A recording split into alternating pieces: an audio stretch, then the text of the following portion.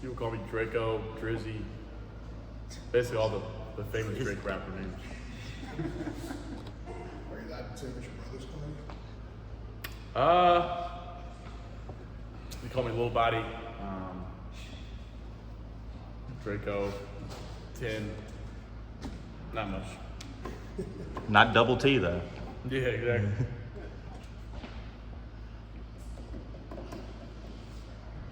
You guys ready? Yep.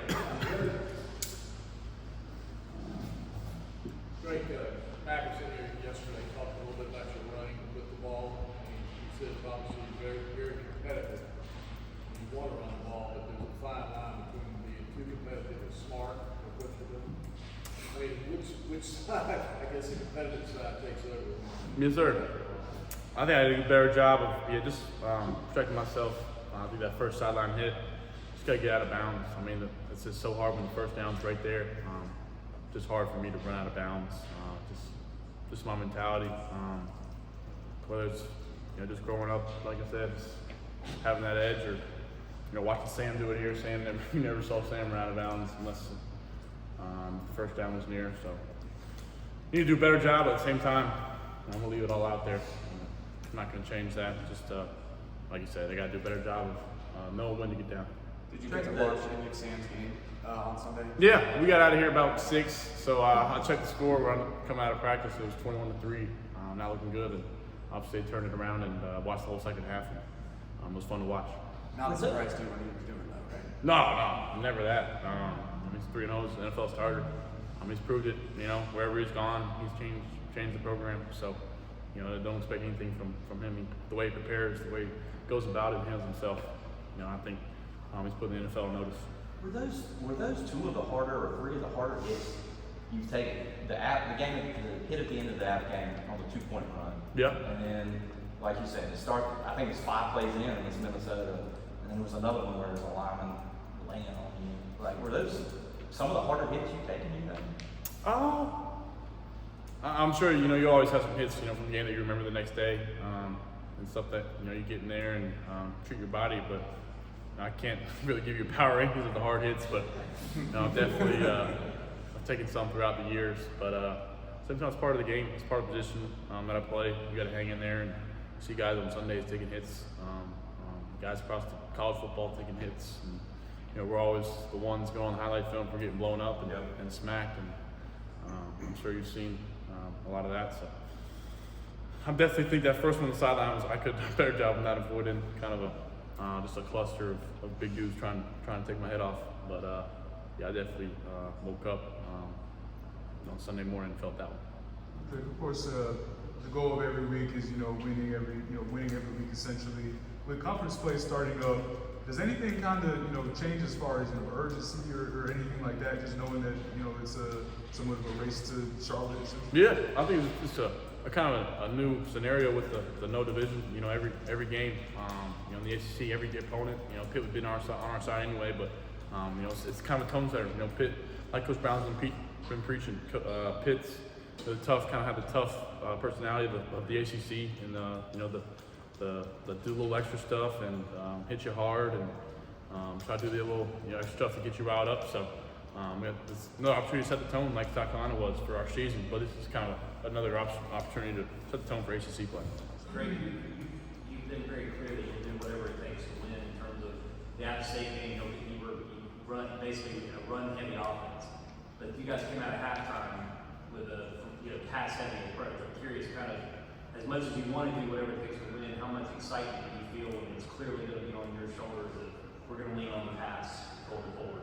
Yes, sir. I think establishing the run and run the football every week is our goal.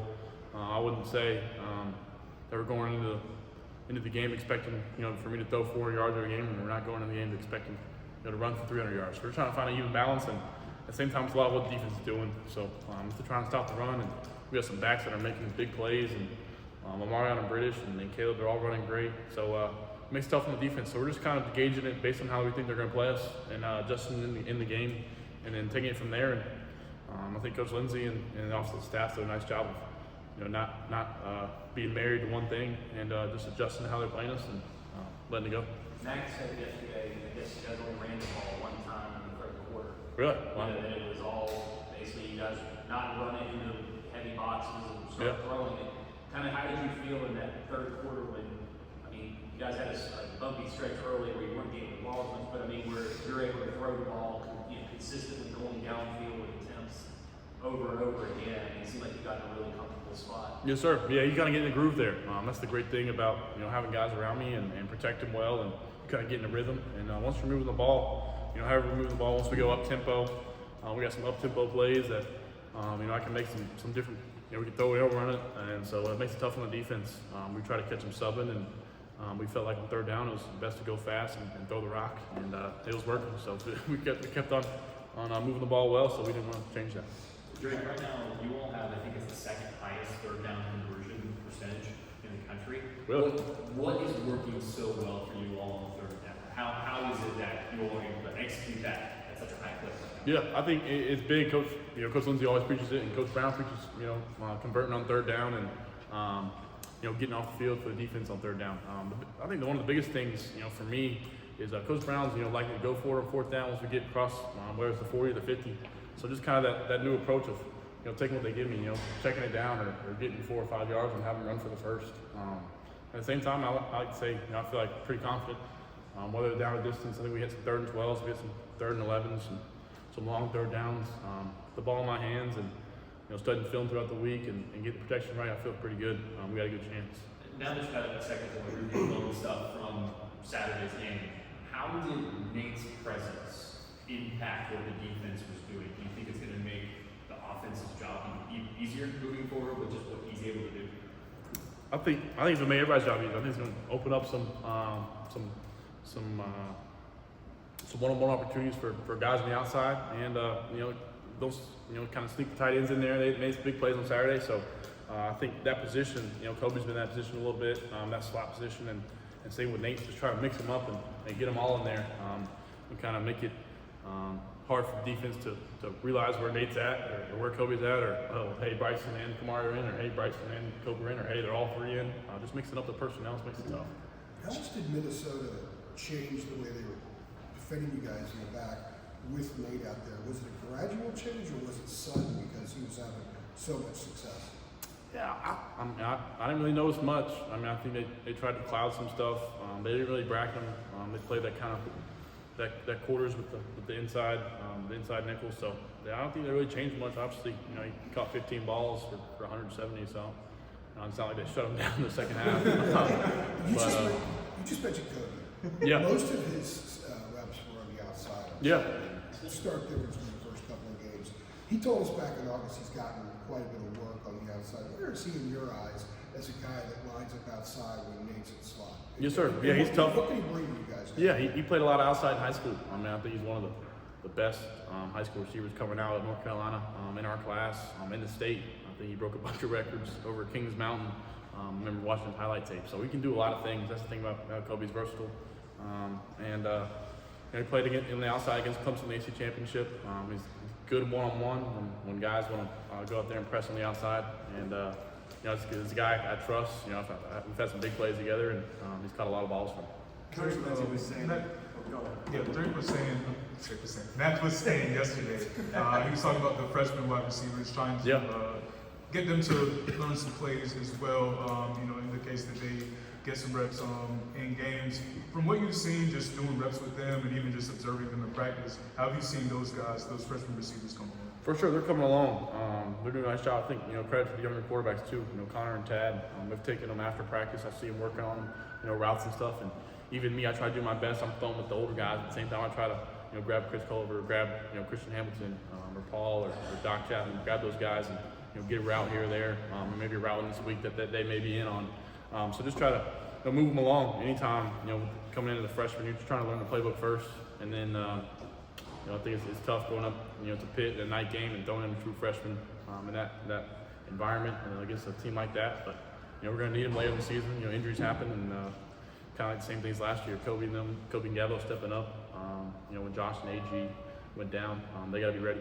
Just going over that real quick, when you say you pull them off to the side, get a couple more routes with them, about how long after practice are you, kind of working with them in doing that? Yeah, it could be, you could throw one route, it could take 5 minutes, or you could be working a couple different rounds, it could be up to 20 minutes. So I'd see Tad and Connor, we're all, us quarterbacks, we're all usually out there extra 20 minutes after practice, kind of fine-tuning things and getting stuff during practice that we may have missed on. I missed a few posts today, I overthrew them, so I was getting that after practice, so just little things like that. Coach, when you were mentioning earlier about Pitt being a hard-hitting team and Yeah.